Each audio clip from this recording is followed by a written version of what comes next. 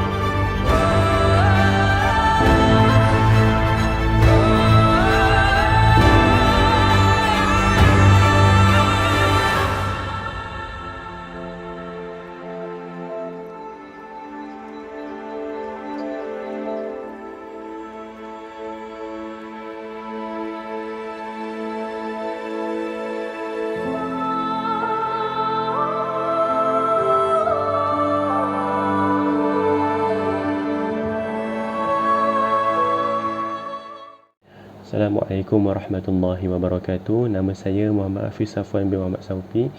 Nombor matrik 2014040. Nama saya Syahril Azhar bin Gablaan. Nombor matrik 2014052. Nama saya Nik Ahmad Ifan bin Kamaruzaman. Nombor matrik 2014-051.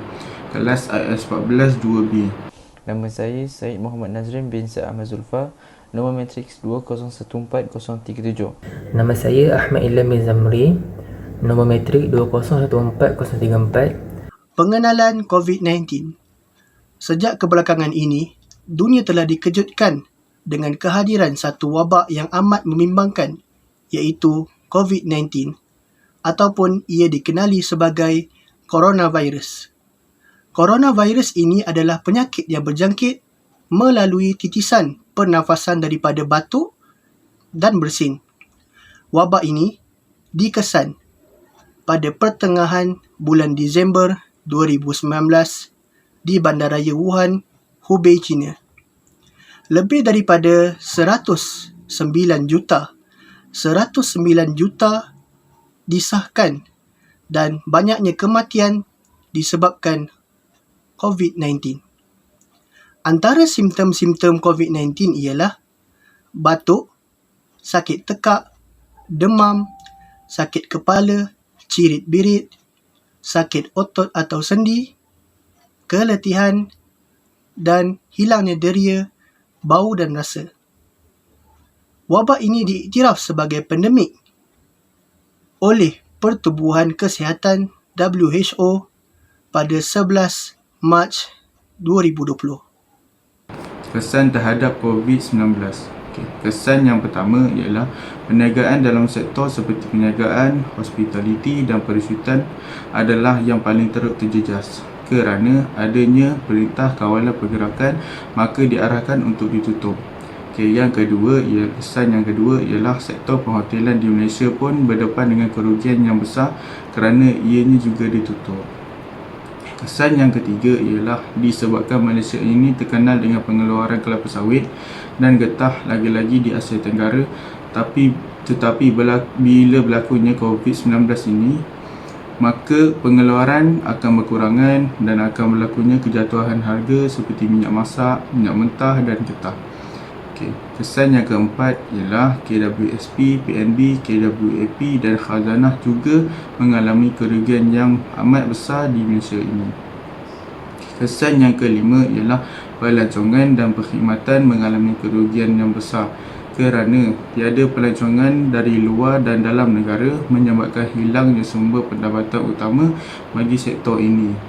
Kesan yang keenam ialah pelajar-pelajar harus belajar secara atas talian dan sama juga segala aktiviti di luar kampus ini tidak dibenarkan lagi.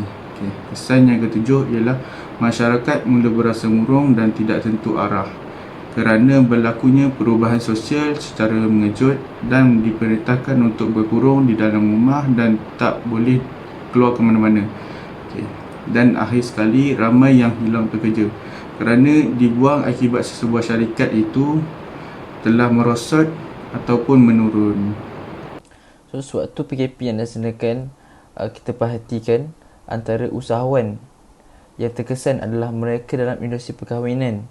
Usahawan dalam industri perkahwinan seperti perancangan perkahwinan, jurugambar, jurusolek, catering dan lain-lain lagi hilang pendapatan pada ketika itu.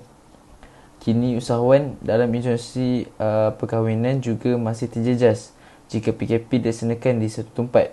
Oleh itu, kita minta kerajaan membenarkan majlis perkahwinan diadakan dalam jumlah yang terhad kerana sedikit sebanyak membantu mereka menjana pendapatan dan merancangkan kitaran ekonomi. Selain itu, usahawan yang mengusahakan kedai gunting rambut, spa dan kesihatan dan peruncitan juga terkesan pada waktu itu. Pada masa kini, walaupun dalam tempoh untuk memulihkan kembali perniagaan mereka ini masih merasai kesannya kerana masing-masing masih perlu membayar bulanan untuk sewaan premis kerana tempoh moratorium sudah berakhir. Saya akan membincangkan tentang langkah-langkah yang boleh diambil oleh pihak kerajaan untuk mencegah wabak COVID-19 ini. Antara langkah-langkah yang boleh diambil oleh pihak kerajaan ialah pihak kerajaan boleh menggunakan laman media sosial atau siaran televisyen untuk menjelaskan tentang COVID-19 ini, ataupun menggunakannya untuk memberi amaran tentang simptom-simptom COVID-19 ini kepada rakyat Malaysia, dan juga menggunakannya untuk menjelaskan cara untuk mengatasi COVID-19 ini. Pihak kerajaan juga boleh menggunakan media sosial untuk menjelaskan apa yang boleh diamalkan untuk mencegah COVID-19 ini. Selain itu, antara langkah-langkah yang boleh diambil oleh pihak kerajaan ialah pihak kerajaan boleh memberikan bantuan kepada mereka yang memerlukan dan memberikan allowance kepada mereka yang berjuang di barisan hadapan untuk menjaga negara kita ini, iaitu negara Malaysia. Seterusnya saya berikan kepada sahabat saya. Jadi langkah-langkah yang boleh diambil oleh rakyat Malaysia dalam aspek individu pula adalah dengan memakai pelitup muka, gerak basuh tangan dan mengamalkan penjarakan yang selamat. Kerana apa? Virus COVID-19 berjangkit ataupun merebak dengan melalui pernafasan seperti batuk dan bersin. Maka dengan memakai pelitup muka, kita dapat mengelakkan daripada terkena ataupun tersedut virus COVID-19. Kemudian untuk basuh tangan pula, kita dalam kehidupan seharian kita telah banyak menyentuh barang-barang dan benda-benda yang kita tak tahu, mungkin ada virus dekat benda tersebut. Jadi perlu kita kerapkan membasuh tangan. Kemudian kita perlu mengamalkan penjarakan yang selamat, iaitu paling kurang 1 meter antara penjarakan yang lain, antara orang lain, supaya virus tu tidak sampai kepada kita. Jika seorang itu berjangkit, virus tu tidak akan sampai kepada kita jika dia bersin ataupun batuk. Namun begitu, dunia disenari dengan cara yang baru, yang mana vaksin COVID-19 telah pun siap dan dalam proses pengagihan ke seluruh dunia. Antara syarikat terbesar pengeluar vaksin COVID-19 adalah Pfizer dan juga BioNTech. Langkah ini kita harapkan adalah langkah yang paling berkesan dalam membendung dan memutuskan rantaian COVID-19. Kerana apa? Masyarakat susah untuk mengikut prosedur operasi standard SOP yang telah ditetapkan, dan juga peniaga-peniaga perlu meneruskan perniagaan mereka supaya ekonomi mereka tidak terjejas. Jadi dengan vaksin COVID-19 ini, kita harapkan dengan kuasa Allah akan menyembuhkan dan menghalang kita dari berjangkit dengan virus COVID-19. Akhir sekali saya ingin berpesan pada semua supaya terus menjaga kesihatan, jaga keselamatan, terus menjaga SOP yang telah ditetapkan. Semoga kita semua dilindungi daripada terkena wabak COVID-19 ni, insya-Allah. Assalamualaikum warahmatullahi wabarakatuh.